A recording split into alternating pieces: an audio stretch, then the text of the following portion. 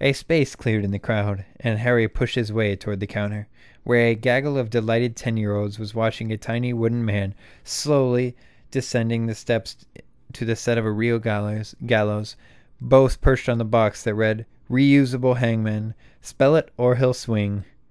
Patent daydream charms. Hermione had managed to squeeze through the large display near the counter and was reading the information on the back of a box bearing a highly colored picture of a handsome youth and a swooning girl who were standing on the deck of a pirate ship.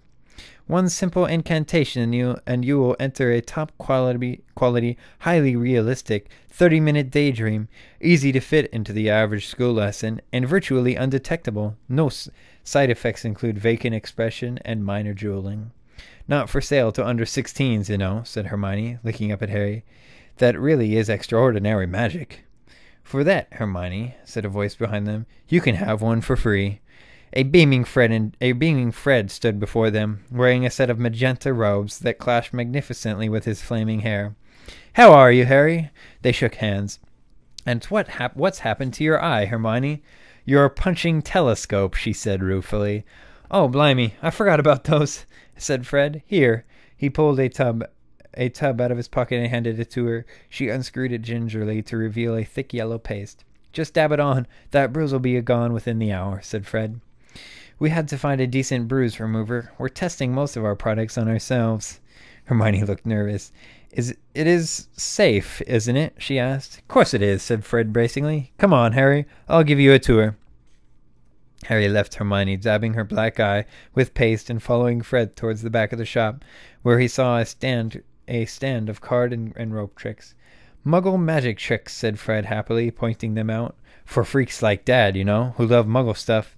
It's not a big earner, but we do fairly steady business. They're great novelties." "Oh, here's George." Fred's twin shook Harry's hand energetically, giving him the tour. Come through the back, Harry. That's where we're making the real money. Pocket anything and you'll pay more than galleons," he added warningly to a small boy who hastily whipped out his hand out of the tub labeled edible dark marks. "They'll make anyone sick." George pushed back a curtain beside the Muggle tricks, and Harry saw a darker, less crowded room. The packaging on the products lining these shelves were more subdued. "We've just developed this more serious line," said Fred. "Funny how it happened. You wouldn't believe how many people, even people who work in the ministry, can't do a decent shield charm," said George. "Course, they didn't have you teaching them, Harry." "That's right. Well, we thought shield hats were a bit of a laugh, you know. Challenge your mate to jinx you while you're wearing them, and his face and the jinx, and watch his face when the jinx just bounces off. But the ministry bought 500 for its support staff, and we're still getting massive orders. So we've expanded into a range of shield cloaks, shield gloves. I mean, they wouldn't help much against unforgivable curses, but for minor to moderate hexes or jinxes. And then we'd thought we'd get into a whole area of defense against the dark arts, because it's such a money spinner," continued George enthusiastically. "This is cool. Look, instant darkness powder. We're importing it from Peru.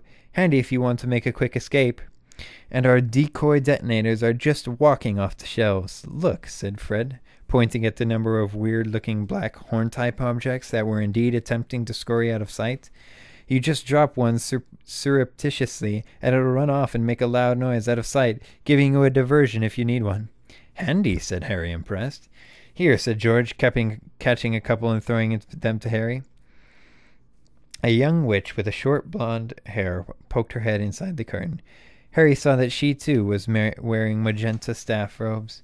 "There's a customer out here looking for a joke cauldron, Mr. Weasley," she said. Harry found it very odd to hear Fred and George called Mr. Weasley, but they took it in their stride. "Right you are, Verity. I'm coming," said George promptly.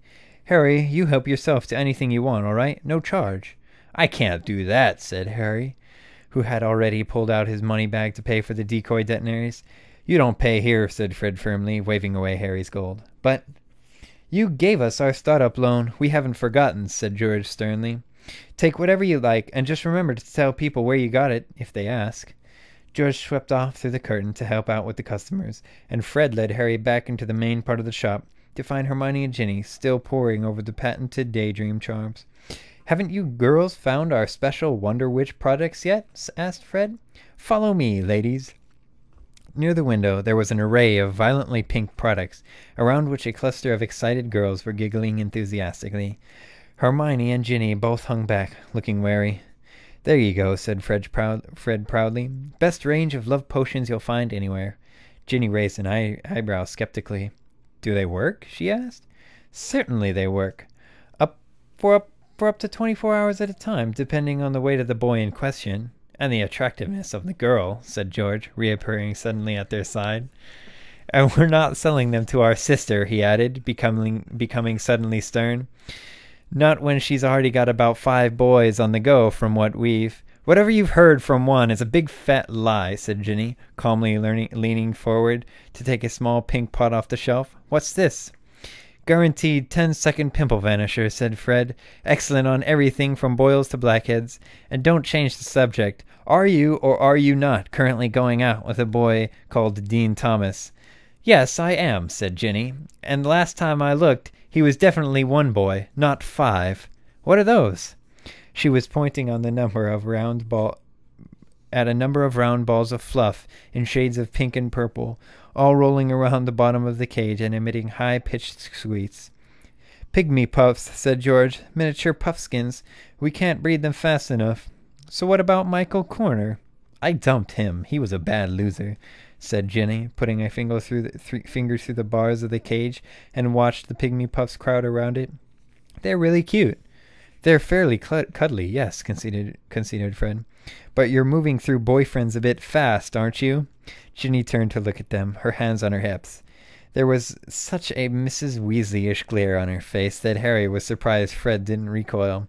"It's none of your business, and I'll thank you," she added angrily to Ron, who was just appearing at George's elbow, laden with merchandise, "not to tell lies about me to these 2. "That's 3 galleons, 9 sickles, and a nut," said Fred, examining the many boxes in Ron's arms. "Cough up. I'm your brother, and that's our stuff you're nicking. 3 galleons, 9 sickles.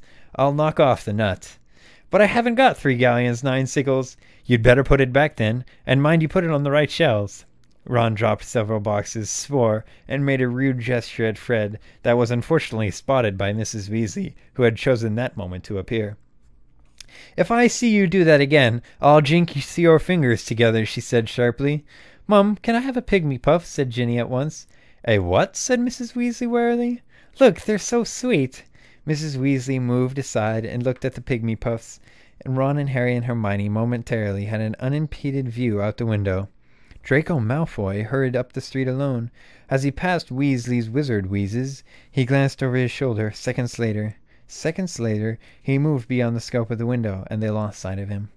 "Wonder where his mummy is," said Harry, frowning.